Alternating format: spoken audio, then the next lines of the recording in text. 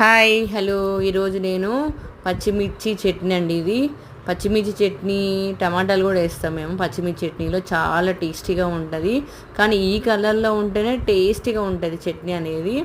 మనము వేయించేటప్పుడే చాలా స్లోగా వేయించాలి. అప్పుడే చట్నీ టేస్ట్ అనేది చాలా బాగా వస్తుంది అన్నమాట.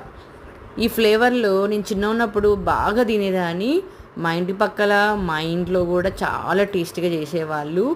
బాగా ఏజీ వాళ్ళు చేసేవాళ్ళు కదండి, చాలా టేస్టీగా ఉంటుంది. మా అమ్మ కూడా చాలా బాగా చేస్తుందండి ఈ పచ్చడి. కానీ ఆమె ఫ్లేవర్లో రావడానికి నేను చాలాసార్లు ట్రై చేస్తాను. కానీ ఆమె అంత పర్ఫెక్ట్గా అయితే నేను ఎప్పుడు రాలేదు. కానీ చాలా రుచిగా చేస్తారు. దీనికి నేను చిన్న ఉన్నప్పుడు స్కూల్కి వెళ్ళేటప్పుడు బాక్స్లోకి మా అమ్మ ఏం చేసేది, పచ్చిమిర్చి టమాటా పచ్చడి చేసి దానికి పక్కన మళ్ళీ ఎగ్గు పెట్టేది అనమాట. అంటే ఉడకబెట్టిన కోడిగుడ్డు పెట్టేది అనమాట.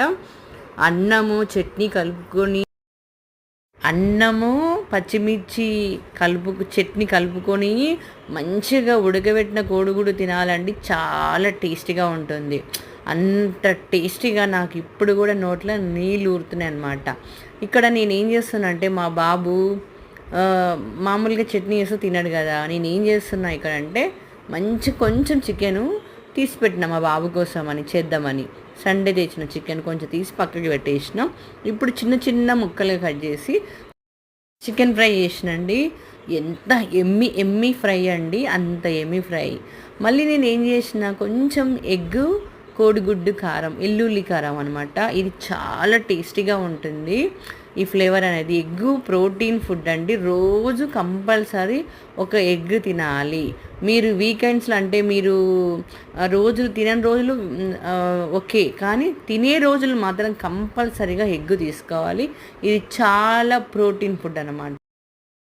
నేను ఏం చేస్తానంటే మా బాబుకు ఫుడ్ తీసి పెడతా. మధ్యాహ్నం స్కూల్ నుంచి వచ్చే వరకు వేడిగా ఉంటుందని, చాలా టేస్టీగా వాడు ఎంజాయ్ చేసుకుంటూ ఫుడ్ తింటాడనమాట. అంత బాగుంటుంది. ఈ పచ్చిమిర్చి చట్నీతోటి మంచిగా చికెన్ ఫ్రై, వెల్లుల్లి కోడిగుడ్డి కారం, అబ్బా ఎక్సలెంట్ అండి.